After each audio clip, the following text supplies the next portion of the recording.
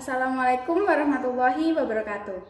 Perkenalkan, kami dari kelompok 4 yang beranggotakan 1. Ayu Safitri, 2. Ahmad Rian Maksum Saputra, 3. Mainanda Putri Salsabila, dan saya Winan Fitria nomor 1902110022. Di sini kami akan mempresentasikan tentang sistem pendidikan nasional.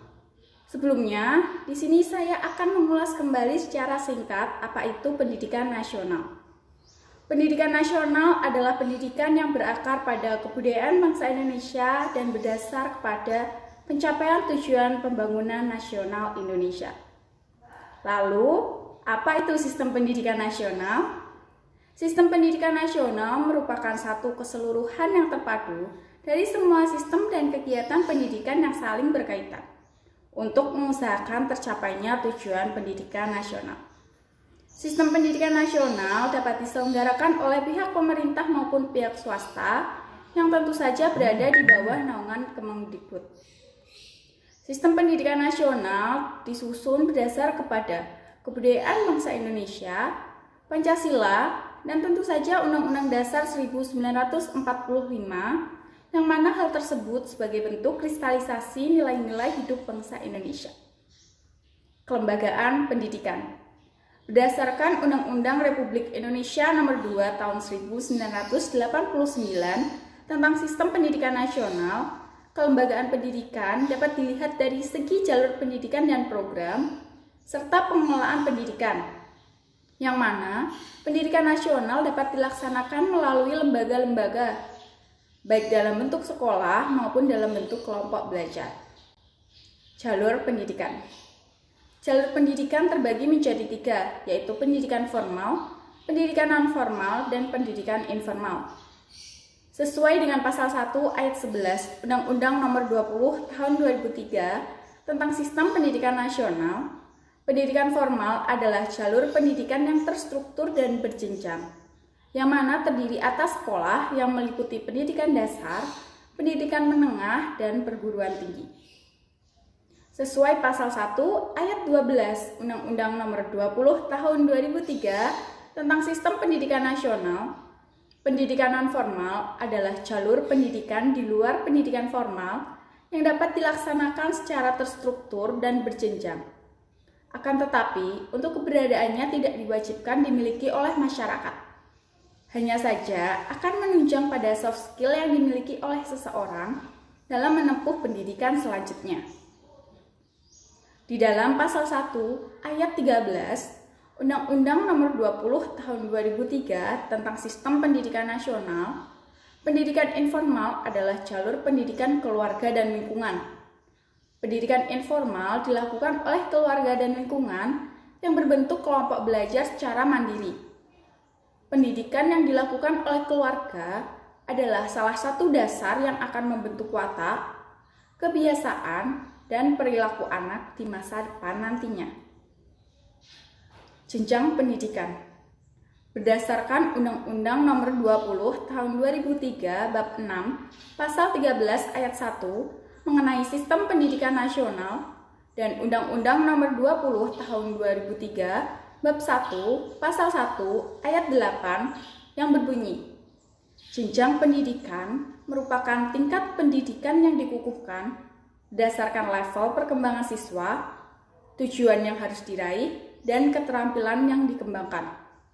Yang mana pendidikan Indonesia pada jenjang pendidikan formal terdiri dari pendidikan anak usia dini, pendidikan dasar, pendidikan menengah, dan pendidikan tinggi. 1. PAUD. PAUD atau pendidikan anak usia dini adalah suatu upaya pembinaan yang dikukuhkan bagi anak sejak lahir sampai dengan usia 6 tahun. 2. Jenjang pendidikan dasar. Jenjang pendidikan dasar adalah level pendidikan yang disiapkan untuk perkembangan dan pertumbuhan siswa. Pendidikan dasar merupakan jenjang pendidikan awal selama 9 tahun, yaitu SD selama 6 tahun dan SMP selama 3 tahun. Pendidikan dasar di Indonesia bisa berupa lembaga yang memiliki bentuk madrasah ibtidaiyah, sekolah dasar, serta sekolah menengah pertama dan madrasah sanawiyah. 3. Pendidikan menengah. Pendidikan menengah merupakan pendidikan lanjutan dari pendidikan dasar yang di dalamnya terdapat pendidikan menengah kejuruan dan pendidikan menengah umum. Pada pendidikan menengah ini, siswa akan dipersiapkan secara matang untuk bisa memperoleh pendidikan atau pekerjaan, di mana siswa bisa memilih untuk melanjutkan pendidikan atau mencari pekerjaan sesuai dengan keahliannya. Dan terakhir adalah jenjang pendidikan tinggi. Jenjang pendidikan tinggi adalah jenjang pendidikan setelah pendidikan menengah yang mencakup program diploma, sarjana, magister, doktor, dan spesialis. Program pendidikan tersebut akan dilaksanakan oleh perguruan tinggi, yang mana bisa berupa universitas, institut, sekolah tinggi, politeknik, dan akademik. Yang mana tugas dari perguruan tinggi adalah untuk mencetak peserta didik menjadi insan yang berguna bagi masyarakat, serta mampu meraih potensi yang ada untuk mengembangkan keahlian akademik. Selain itu, peserta didik juga diharapkan mampu menjadi profesional yang bisa mengaplikasikan, mengembangkan, membuat pengetahuan dan teknologi baru. Sekian yang dapat saya sampaikan. Presentasi akan dilanjutkan oleh rekan saya, Mainanda Putri Salsabila. Baik, saya Mainanda Putri Salsabila akan melanjutkan presentasi dari rekan saya, Ruina Nurfitria, yaitu Program dan Pengelolaan Pendidikan Nasional. Jenis program pendidikan ada 7. Yang pertama, pendidikan umum. Yang kedua, pendidikan kejuruan. Yang ketiga, pendidikan akademik. Yang keempat, pendidikan profesi. Yang kelima, pendidikan vokasi. Yang keenam, pendidikan keagamaan. Dan yang terakhir, yang ketujuh, pendidikan khusus. Mari kita jabarkan satu persatu. Yang pertama, pendidikan umum adalah pendidikan yang mengutamakan perluasan pengetahuan yang diperlukan oleh peserta didik untuk melanjutkan pendidikan ke jenjang yang lebih tinggi. Bentuk dari pendidikan umum seperti sekolah dasar, sekolah menengah pertama, sekolah menengah atas. Yang kedua, pendidikan kejuruan adalah pendidikan yang mempersiapkan peserta didik untuk dapat bekerja pada bidang pekerjaan tertentu. Bentuk dari pendidikan kejuruan seperti STM atau SMK, misalnya SMK Tata Rias, yang mempersiapkan peserta didiknya untuk dapat bekerja pada bidang tata rias. Yang ketiga, pendidikan akademik adalah pendidikan tinggi yang diarahkan terutama pada penguasaan dan pengembangan disiplin ilmu pengetahuan, teknologi, dan atau seni tertentu dalam program sarjana dan pasca sarjana. Bentuk atau gelar yang didapatkan saat menyelesaikan pendidikan akademik yaitu sarjana S1, magister atau master S2, dan doktor S3. Pendidikan profesi adalah pendidikan yang diarahkan untuk mempersiapkan peserta didik agar memiliki pekerjaan dengan persyaratan keahlian khusus. Dan yang kelima ada pendidikan vokasi, yaitu pendidikan tinggi yang diarahkan untuk mempersiapkan peserta didik agar memiliki pekerjaan dengan keahlian terapan tertentu maksimal setara dengan program sarjana. Misalnya, bentuk dari pendidikan vokasi adalah diploma 1, diploma 2, diploma 3, dan diploma 4. Yang keenam ada pendidikan keagamaan, yaitu pendidikan yang mengajarkan tentang ajaran agama. Bentuk dari pendidikan keagamaan tingkat dasar seperti madrasah ibtidaiyah, tingkat menengah pertama madrasah sanawiyah, tingkat menengah atas madrasah aliyah. Yang ketujuh ada pendidikan luar biasa. Ada pendidikan yang khusus diselenggarakan untuk peserta didik yang menyandang kelainan fisik atau mental. Bentuk dari pendidikan luar biasa seperti sekolah luar biasa. Baik, selanjutnya adalah program dan pengelolaan pendidikan nasional. Kurikulum program pendidikan dibagi menjadi 3, yaitu konsep sistem pendidikan nasional, yang kedua kurikulum nasional, dan yang ketiga kurikulum muatan lokal. Mari kita jabarkan satu persatu. Konsep sistem pendidikan nasional direalisasi melalui kurikulum, yaitu kurikulum pendidikan nasional yang mengisi upaya pembentukan sumber daya manusia untuk pembangunan. Kurikulum mengandung 2 aspek, yaitu aspek kesatuan nasional yang mengandung unsur-unsur persatuan dasar, dan yang kedua adalah aspek lokal yang mengandung sifat-sifat kekhasan daerah.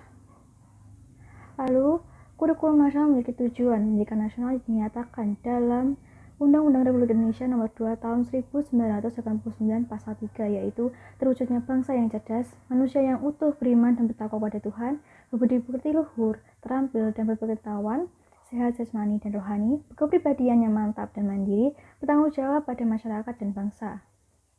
Lalu ayat 2 menyatakan bahwa isi kurikulum setiap jenis jalur dan jenjang pendidikan wajib memuat 1. Pendidikan Pancasila, yang kedua pendidikan agama, dan yang ketiga adalah pendidikan kewarganegaraan. Ayat 3 menyatakan bahwa isi kurikulum pendidikan dasar memuat sekurang-kurangnya bahan kajian dan belajar tentang pendidikan Pancasila, pendidikan agama, pendidikan kewarganegaraan, bahasa Indonesia, membaca dan menulis, matematika, pengantar sains dan teknologi, ilmu bumi, sejarah nasional dan sejarah umum, kerajinan tangan dan kesenian, pendidikan jasmani dan kesehatan, dan yang terakhir adalah menggambar atau melukis. Kurikulum nasional adalah kurikulum yang mengandung ciri-ciri sebagai berikut. Yang pertama adalah diberlakukan pada semua macam satuan pendidikan di seluruh Indonesia. Yang kedua ditetapkan oleh pemerintah. Yang ketiga, tujuannya untuk menggalang kesatuan nasional dan pengendalian mutu pendidikan secara nasional. Baik, untuk presentasi selanjutnya akan dilanjutkan oleh rekan saya, Ahmad Rian Saputra. Saya persilahkan. Terima kasih atas kesempatan yang telah diberikan oleh Saudari Mainanda. Kurikulum muatan lokal. Latar belakang kurikulum muatan lokal, keragaman budaya, lingkungan sosial, dan kondisi alam merupakan kekayaan hidup bangsa yang perlu dilestarikan dan dikembangkan melalui upaya pendidikan berupa muatan lokal. Pengertian muatan lokal. Muatan lokal adalah program pendidikan yang isi dan media penyampaiannya dikaitkan dengan lingkungan alam, lingkungan sosial, dan lingkungan budaya, serta kebutuhan daerah. Maksudnya materi pelajaran adalah yang dipilih dari lingkungan dan dijadikan program untuk dipelajari oleh murid di bawah bimbingan guru untuk mencapai tujuan muatan lokal. Yang dimaksud media penyampaian adalah metode dan alat bantu pembelajaran yang digunakan dalam menyajikan isi muatan lokal. Tujuan muatan lokal. Tujuan dilaksanakannya muatan lokal dapat dilihat dari segi kepentingan nasional dan kepentingan peserta didik. Dilihat dari sudut kepentingan nasional, muatan lokal dapat 1. Melestarikan dan mengembangkan kebudayaan khas daerah. 2. Mengubah nilai dan sikap masyarakat terhadap lingkungan ke arah positif. Dari sudut kepentingan peserta didik, muatan lokal dapat 1. Meningkatkan pemahaman peserta didik terhadap lingkungannya. 2. Mengakrabkan peserta didik dengan lingkungannya sehingga tidak asing dengan lingkungannya. 3. Menerapkan pengetahuan dan keterampilan yang dipelajari untuk memecahkan masalah yang ditemukan di lingkungan sekitarnya. 4. Memanfaatkan sumber belajar yang kaya yang terdapat di lingkungannya. Cara pengembangan muatan lokal. Cara pengembangan muatan lokal terdapat 3 pendekatan. Yang pertama, pendekatan monolitik. Pendekatan monolitik yaitu pendekatan yang berdiri sendiri dalam rangka membawa misi tertentu dalam suatu kesatuan sistem. Yang kedua, pendekatan terpadu. Pendekatan terpadu yaitu memasukkan program muatan lokal ke dalam kurikulum yang berlaku. Yang ketiga, yaitu pendekatan disiplin ganda. Pendekatan disiplin ganda adalah pendekatan yang tidak sekedar suatu keterpaduan program muatan lokal ke dalam satu atau beberapa mata pelajaran, melainkan merombak kurikulum yang berlaku sekarang. Dalam pendekatan ini harus dibangun program-program baru berdasarkan masalah-masalah kehidupan. Upaya pembangunan pendidikan nasional. Yang pertama adalah inovasi. Inovasi terkandung sesuatu yang baru, pembaruan, penerimaan sesuatu yang baru, kesediaan menerima ide baru, penerimaan sesuatu yang baru yang dipandang lebih baik dari keadaan sebelumnya. Pembaruan yang berkaitan dengan hal inovasi ditentukan pada kesediaan mengubah ide yang mendasari tindakan, tata, dan prosedur kerja, dan bukan ditekankan pada mengubah atau memperbarui komponen sasaran yang dikerjakan. Selanjutnya akan disampaikan oleh rekan saya yang bernama Ayu Safitri. Terima kasih kepada Saudara Rian atas kesempatannya. Baik, di sini saya akan melanjutkan materi berikutnya, yaitu tentang pentingnya inovasi pendidikan. Keadaan dan tuntutan lingkungan manusia dari zaman ke zaman selalu berubah dan berkembang, memaksa pendidikan itu untuk merubah dirinya sesuai dengan perubahan tersebut. Akibat dari pengembangan pendidikan yaitu yang pertama, kesadaran lebih besar dari penduduk untuk bersekolah dan penduduk akibat perkembangan industri, teknologi, dan ilmu pengetahuan. Yang kedua, berkembangnya pendapat bahwa pendidikan dapat dipakai sebagai sarana untuk membangun negara merdeka setelah menjadi negara jajahan. Materi selanjutnya yaitu tentang jenis upaya pembaharuan pendidikan. Di dalam pembaharuan pendidikan ini terdapat 4 jenis. Yang pertama, pembaharuan yuridis. Yang kedua, pembaharuan kurikulum. Yang ketiga, pembaharuan masa studi. Dan yang keempat, pembaharuan tenagaan. Yang pertama, pembaharuan yuridis. Di dalam pembaharuan ini didasari oleh semua kegiatan pelaksanaan kegiatan pendidikan dan mengenai hal-hal yang penting seperti komponen struktur pendidikan, kurikulum, pengawasan, dan ketenagaan. Yang kedua, pembaharuan kurikulum. Di dalam pembaharuan kurikulum ini didasari oleh 2 faktor. Yang pertama, faktor pengendalian bersifat mempertahankan dengan didasari oleh landasan historis. Dan yang kedua, faktor pengendalian bersifat berubah yang didasari oleh landasan sosial dan landasan psikologis. Yang ketiga, pembaruan masa studi. Menurut Undang-Undang RI Nomor 2 Tahun 1989 telah mengubah pendidikan dasar 6 tahun menjadi 9 tahun. Hal ini telah tertulis pada PP RI Nomor 28 Tahun 1990 tentang pendidikan dasar bab 1 pasal 1 ayat 1. Dan yang terakhir, pembaruan tenagaan. Tenaga kependidikan adalah tenaga yang menyelenggarakan kegiatan mengajar, melatih, meneliti, mengembangkan, mengelola, dan memberikan pelayanan teknis dalam bidang pendidikan.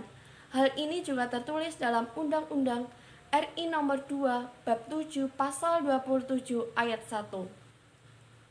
Materi selanjutnya tentang dasar dan aspek legal pembangunan pendidikan nasional. Di dalam dasar dan aspek ini terdapat 2 jenis. Yang pertama, dalam Tetapan TAP MPR nomor 4/MPR/1973 sampai dengan RI nomor 2/MPR/1993 terdapat kesinambungan yang mencakup program utama pembangunan pendidikan. Yang pertama, perluasan dan pemerataan kesempatan. Yang kedua, peningkatan mutu pendidikan. Yang ketiga, peningkatan relevasi pendidikan. Yang keempat, peningkatan efisiensi dan efektivitas pendidikan. Yang kelima, pengembangan kebudayaan. Dan yang terakhir, pembinaan generasi muda. Dasar dan aspek yang kedua yaitu program pokok pembangunan pendidikan yang dinyatakan dalam GBHN tersebut juga memberikan pedoman bagi upaya merealisasikan pasal 31 dan pasal 32 Undang-Undang Dasar 1945 bahwa yang pertama, tiap-tiap warga negara mendapat pengajaran. Yang kedua, pemerintah mengusahakan dan menyelenggarakan suatu sistem pengajaran nasional. Dan yang ketiga, pemerintah memajukan kebudayaan nasional Indonesia. Sekian dari presentasi kelompok 4, kurang lebihnya mohon maaf. Wabillahi taufiq walhidayah, waridho wa inayah. Wassalamualaikum warahmatullahi wabarakatuh.